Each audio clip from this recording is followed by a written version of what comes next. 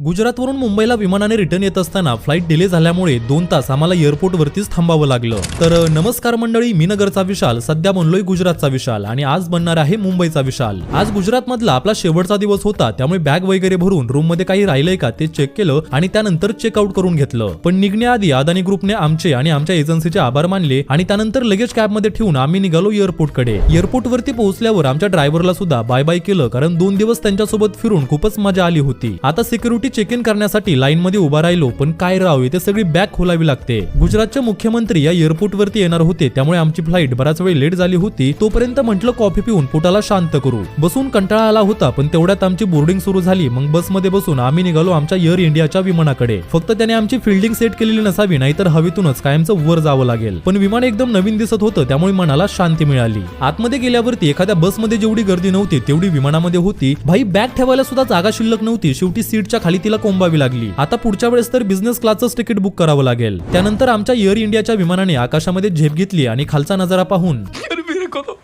मेरे को तो ऐसा धक धक हो रहा है। सकाळपासून कोणीच काही खाल्लं नव्हतं, त्यामुळे बेकार भूक लागली होती। मी येऊपर्यंत म्हटलं थोडंसं पुस्तक वाचावा, पण पुस्तक वाचताना तर भूक आणखीनच वाढायला लागली। फर्स्ट मील बिझनेस क्लास साठी असते, त्यानंतर आमचा नंबर आला। त्यानंतर असा सुंदर नजारा पाहत पाहत पोटपूजा केली आणि जवळपास 1 तासांच्या प्रवासानंतर आम्ही मुंबईमधील श्री छत्रपती शिवाजी महाराज इंटरनॅशनल एअरपोर्ट वरती लँड केलं। आता सगळे क्रिएटर्स आपापल्या शहरांकडे निघाले होते, त्यामुळे सर्वांना बाय बाय करून आम्ही सुद्धा पुण्याकडे निघालो। तर गुजरातची ही सिरीज तुम्हाला कशी वाटली मला कमेंट करून सांगा आणि अशाच अमेझिंग ब्लॉग्स पाहण्यासाठी नगरच्या विशालला आताच फॉलो करून ठेवा।